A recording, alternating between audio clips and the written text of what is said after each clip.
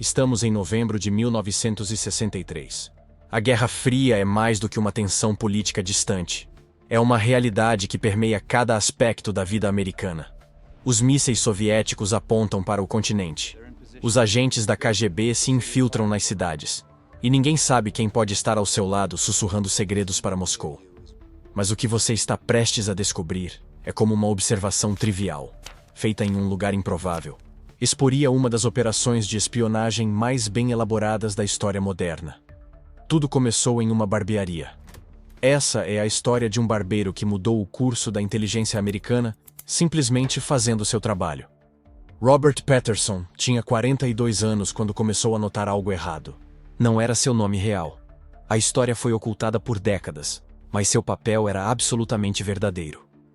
Patterson era barbeiro em Arlington, Virgínia, uma cidade dormitório onde funcionários do governo iam cortar cabelo entre reuniões e compromissos confidenciais. Ele não era um espião. Não era um investigador particular. Não tinha nenhuma experiência em segurança nacional. Era apenas um homem com uma navalha afiada, um sentido aguçado de observação e uma intuição que não o deixaria descansar. Durante anos, Patterson ouviu histórias em seu salão. Conversas laterais sobre campanhas políticas, sobre tecnologia emergente, sobre operações militares que não deveriam ser mencionadas. Os clientes falavam livremente na barbearia. Era um espaço íntimo, confortável, onde as pessoas baixavam a guarda. E Patterson escutava. Não por curiosidade pruriente, mas porque era um homem patriota vivendo em uma era de paranoia justificada. A atmosfera da época era inconfundível. Depois do lançamento do Sputnik, depois da crise dos mísseis em Cuba, a América inteira sentia que vivia sob vigilância. Havia suspeita nos corredores, nos escritórios, nas ruas. O FBI publicava cartazes. Espiões soviéticos estão entre nós. E não era exagero. As agências de inteligência sabiam que a KGB tinha infiltrado células profundas em todo o território americano. Eles estavam em universidades, em plantas militares, em agências governamentais. Alguns eram ideólogos, outros eram chantagistas. Mas todos eram perigosos. Foi em uma terça-feira comum que tudo mudou. Um homem novo começou a frequentar a barbearia. Não havia nada de extraordinário em sua aparência. Cabelo escuro, uniforme do Departamento de Defesa, rosto comum demais para ser lembrado em uma rua cheia de gente. Ele se apresentava como funcionário administrativo. Alguém que trabalhava em funções rotineiras em um edifício do governo próximo. Seus nomes mudavam ocasionalmente, assim como seus detalhes biográficos. Patterson não notou a primeira vez, mas notou a segunda, a terceira, a quarta. O homem era cuidadoso na superfície. Conversava sobre o tempo, fazia comentários sobre a política local, ria das piadas de Patterson. Mas havia algo nas bordas, algo que não encaixava perfeitamente, como um padrão de xadrez onde uma peça estava levemente deslocada. E então veio a pergunta trivial que mudaria tudo. Durante um corte, Patterson perguntou casualmente: "Você trabalha no Pentágono?" A resposta foi simples, despretensiosa. "Sim, no departamento de logística." Patterson continuou cortando, fazendo a próxima pergunta de forma automática, como fazia com centenas de clientes. "Há quanto tempo trabalha lá?" O homem respondeu: 6 anos. 6 anos. Patterson parou por um momento, a navalha suspensa no ar. Ele havia visto aquele rosto pela primeira vez apenas alguns meses atrás. E havia visto registros, cartões de frequência na entrada do prédio do governo, documentos deixados em revistas, que indicavam algo diferente. O homem tinha começado ali há menos de 2 anos, talvez até menos de 1. A mentira era pequena, insignificante para a maioria. Mas Patterson era o tipo de homem que notava as pequenas coisas. Sua profissão exigia observação impecável. Você não corta cabelo bem se não observa cada contorno do rosto, cada pequena assimetria. Ele continuou o corte, mas sua mente começou a trabalhar. Por que um homem mentiria sobre quanto tempo trabalhava em seu emprego? Não era segredo de Estado. Não havia motivo para fabricar uma história tão básica sobre sua própria vida, a menos que houvesse algo que ele precisasse esconder. A menos que sua história oficial fosse falsa. A menos que ele não fosse quem dizia ser. Patterson havia crescido durante a Depressão e vivido através de 2 guerras. Ele tinha aquele tipo de intuição que vem de estar vivo durante tempos perigosos. A sensação de que nem tudo é como parece. E naquela terça-feira, aquela sensação começou a bater forte. Nos dias seguintes, Patterson não conseguia parar de pensar nisso. Ele era apenas um barbeiro. Ele não tinha o direito de suspeitar de ninguém. Mas a inconsistência o assombrava. E em uma época em que a KGB estava realmente infiltrando cidades americanas, em que operações de espionagem genuínas estavam acontecendo, a suspeita de um homem comum não era algo a ser ignorado. A questão que ele enfrentava era simples, mas profunda. Ele deveria ignorar o que havia observado, descartar como coincidência ou erro de memória, ou deveria fazer algo sobre isso? Patterson sabia que havia canais oficiais para relatar suspeitas. Havia o FBI. Havia agências de segurança. Havia homens internos que apareciam quando alguém tinha informações importantes. Mas denunciar alguém com base em uma discrepância em uma conversa de barbearia parecia paranoia. Pareceria a paranoia de um barbeiro que via espiões em sombras. E ainda assim, ele não conseguia deixar ir. O que começou como uma simples inconsistência em uma história de vida se transformaria em uma investigação que Paul Patterson, porque esse era seu verdadeiro nome, não poderia ignorar. Ele tinha observado algo que não encaixava, feito uma pergunta que recebeu uma resposta falsa, e percebido que a ficção era tão fina e transparente que parecia impossível que alguém não a notasse. A decisão que ele tomaria a seguir o colocaria em contato com as agências federais. E essa decisão revelaria um segredo que tinha sido cuidadosamente guardado por anos. Lembra daquela pergunta simples sobre pontos de referência da cidade? O barbeiro não conseguia tirar isso da cabeça. Não era a pergunta em si que o incomodava, mas a resposta, ou melhor, a falta dela. Um homem que cresceu em Moscou, que vivia em Moscou, deveria conhecer aqueles lugares como conhece suas próprias mãos. Mas havia algo errado. Uma hesitação. Uma imprecisão que não se encaixava. Naquela noite, em casa, o barbeiro não conseguiu dormir. Sua mente navegava entre duas realidades. Por um lado, ele era um profissional. Durante décadas, havia mantido conversas em poltronas de barbear com todos os tipos de pessoas. Havia aprendido a ouvir sem julgar, a guardar segredos. Aquela era a essência de seu ofício. Mas, por outro lado, vivia em 1965, na América durante a Guerra Fria. A paranoia não era irracional, era justificada. Todos sabiam que os soviéticos tinham agentes em solo americano. Todos sabiam que eles eram treinados para se passar por cidadãos comuns. A pergunta que o atormentava era simples. Deveria ignorar suas suspeitas ou investigar? A verdade era que o KGB operava um dos programas de espionagem mais sofisticados do mundo. Seus ilegais, como os chamavam, não eram agentes convencionais. Não operavam dentro de embaixadas com imunidade diplomática. Não. Eles eram algo muito mais profundo. Eram espectros dentro do sistema americano. Pessoas que desapareciam completamente em identidades fabricadas. E o que tornava aquele programa verdadeiramente assustador era a meticulosidade com que cada identidade era construída. Segundo arquivos soviéticos desclassificados em 1992, cada ilegal recebia uma lenda completa. Não era simplesmente um nome falso e um endereço. Era uma vida inteira. Documentos forjados, históricos de emprego, carteiras de vacinação, registros escolares, cartas de amigos imaginárias. Toda a arquitetura de uma existência criada em laboratório. Os agentes passavam meses, às vezes anos, estudando cada detalhe de suas novas identidades. Eles aprendiam a ler com sotaque certo. Comiam comida local até que se tornasse instinto. Estudavam mapas de cidades onde fingiam ter crescido, até poderem descrever ruas que nunca pisaram com a precisão de quem as conhecia desde a infância. Os arquivos da CIA revelam que o treinamento era extraordinário. Os agentes aprendiam comportamentos locais, gírias regionais, até referências a programas de rádio que não teriam ouvido em Moscou. Era como ser refeito do zero. A lógica era perfeita. Se um agente se tornava indistinguível de um americano comum, nenhuma agência de inteligência conseguiria identificá-lo. Mas havia fraquezas. Sempre havia. O conhecimento cultural não podia ser completamente falsificado. Uma palavra aqui, uma referência errada ali, um sotaque que ressurgia sob estresse, uma reação emocional a um assunto que nenhum verdadeiro americano teria. Eram pequenas fissuras na lenda, e o barbeiro havia notado uma. Ao longo das próximas semanas, o barbeiro começou a observar com mais atenção.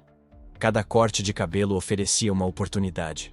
Naqueles minutos íntimos, enquanto a tesoura fazia seu trabalho, as pessoas relaxavam, descuidavam-se, e foi isso que ele percebeu. Quando conversava sobre a União Soviética, o cliente falava com uma familiaridade que soava ensaiada.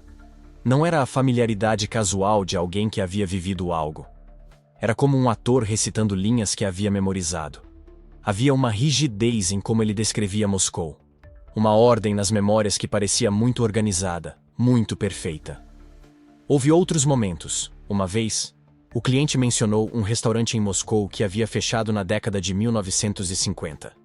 Mas o barbeiro conversava com outros clientes que eram realmente soviéticos, imigrantes de verdade, e eles corrigiam detalhes. Diziam que o lugar havia fechado em 1953, não 1950.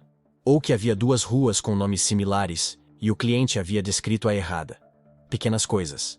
O tipo de coisa que a maioria das pessoas ignoraria. Mas o barbeiro não era a maioria das pessoas. Havia também questões sobre comportamento. O cliente ocasionalmente demonstrava curiosidade por coisas que um verdadeiro moscovita não demonstraria. Perguntava sobre empresas americanas, sobre a estrutura de negócios locais, sobre como as pessoas obtinham documentos. Eram perguntas colocadas de forma casual, disfarçadas em conversa amigável. Mas eram perguntas propositadas, investigativas. E isso estava tudo conectado. A hesitação sobre os pontos de referência, os detalhes errados, as perguntas deliberadas. Cada peça se encaixava em um padrão. O barbeiro agora enfrentava uma verdadeira encruzilhada.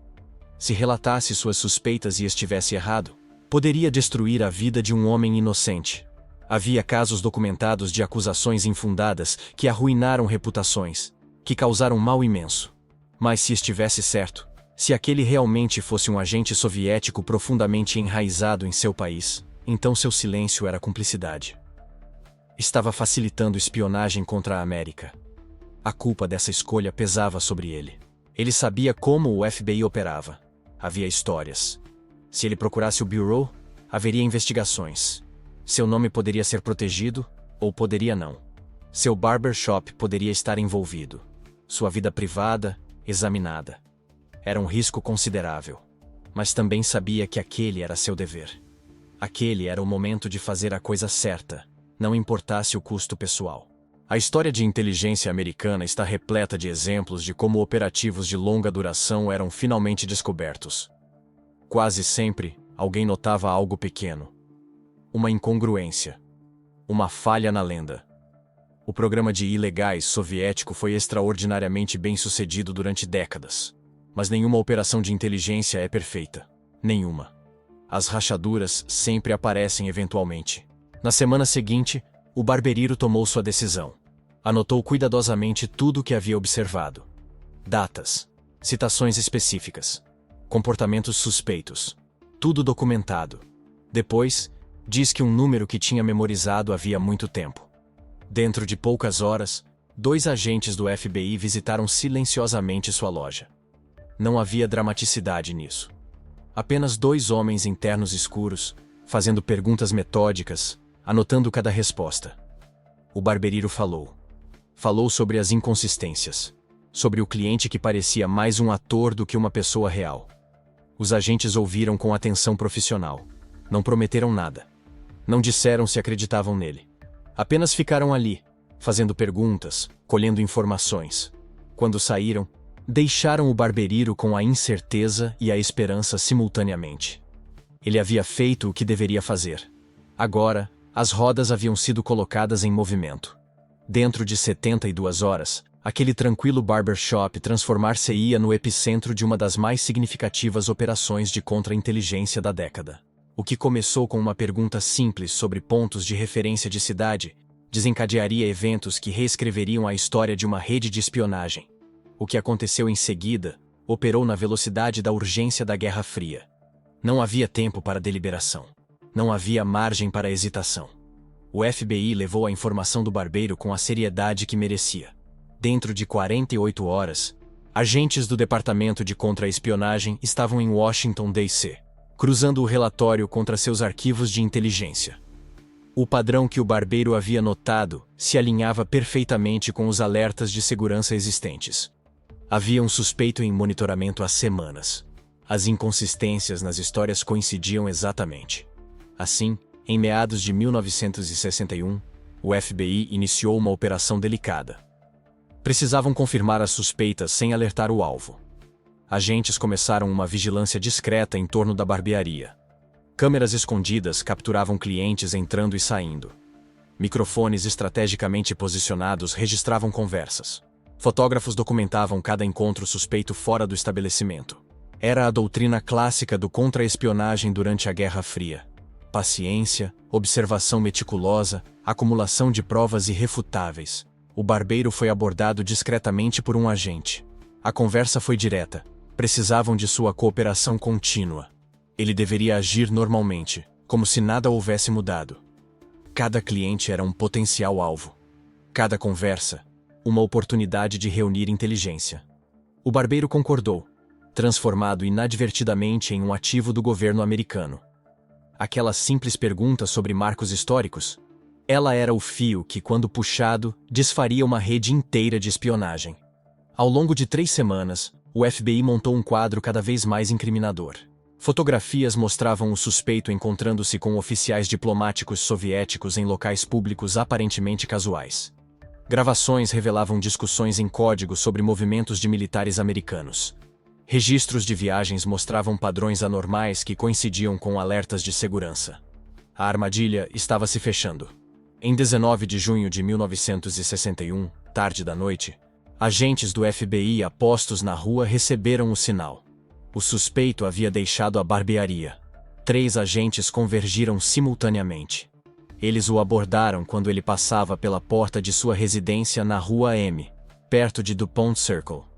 "Você está sendo preso sob suspeita de espionagem", disse o agente principal, mostrando a ordem de prisão. O que aconteceu em seguida permaneceu classificado por décadas.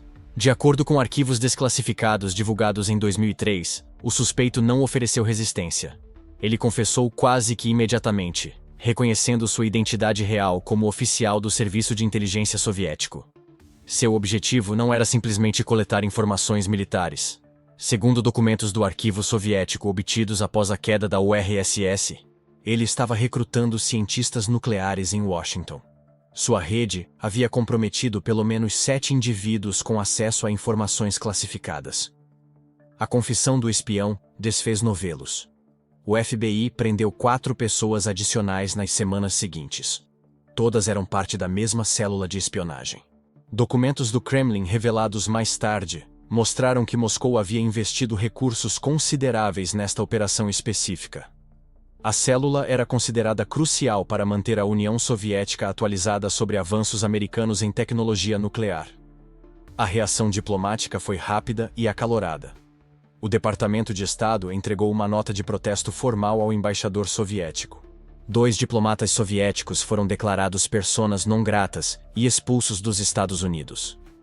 Em retaliação, Moscou expulsou 2 funcionários americanos da Embaixada de Moscou.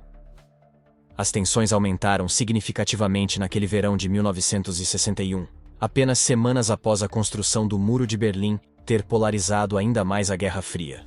O barbeiro nunca foi identificado publicamente. O FBI assegurou seu anonimato por razões de segurança. Suas identidades precisavam ser protegidas. Houve rumores nos anos seguintes sobre uma pequena compensação monetária, mas os detalhes permaneceram guardados em arquivos classificados. Alguns registros sugerem que ele recebeu treinamento adicional como informante ocasional, fornecendo inteligência sobre suspeitos em futuras operações. Sua vida retornou à aparência de normalidade, mas ele carregava o conhecimento silencioso de que havia mudado o curso da história. A importância desta operação transcendeu o caso individual. O que começou em uma cadeira de barbeiro se tornou modelo para o treinamento de contra-espionagem americano. A academia do FBI passou a ensinar este caso nas aulas de recrutamento de informantes. As lições foram claras. Inconsistências aparentemente triviais podem indicar ameaças significativas. Observação atenta é uma ferramenta de inteligência. Cidadãos comuns podem ser ativos valiosos na detecção de espionagem estrangeira. Este padrão não era único. Durante toda a Guerra Fria, Foram casos de civis que expostos espiões. Em 1975, uma bibliotecária em Princeton notou padrões anormais no acesso a documentos e alertou as autoridades, levando à descoberta de uma célula de inteligência. Em 1983, um porteiro em um edifício do Departamento de Defesa viu comportamentos suspeitos, e sua informação ajudou a desmantelar uma rede de espionagem. O barbeiro foi apenas um entre muitos que entenderam que a vigilância não era responsabilidade apenas do governo, mas de toda uma nação. Hoje, mais de 6 décadas depois, essa história ressoa de maneira diferente. Vivemos em uma era de desinformação, de deepfakes e de operações de influência digital, que são invisíveis aos olhos do cidadão comum. Mas o princípio fundamental permanece. Mudanças pequenas no padrão normal podem indicar ameaças reais. O que fizemos ao nosso sistema de segurança desde então? Implementamos protocolos mais sofisticados. Criamos bancos de dados compartilhados. Mas também perdemos algo que aquele barbeiro tinha: a atenção humana simples, meticulosa, desapaixonada. A lição central não é apenas histórica, é profundamente pessoal. O barbeiro enfrentou uma escolha. Poderia ter ignorado aquelas inconsistências. Poderia ter assumido que não era da sua conta. Poderia ter temido represálias ou complicações. Mas ele escolheu agir. Escolheu confiar na sua intuição. Escolheu que a segurança de seu país importava mais que sua própria comodidade. Então deixo com você a mesma pergunta que aquele barbeiro enfrentou.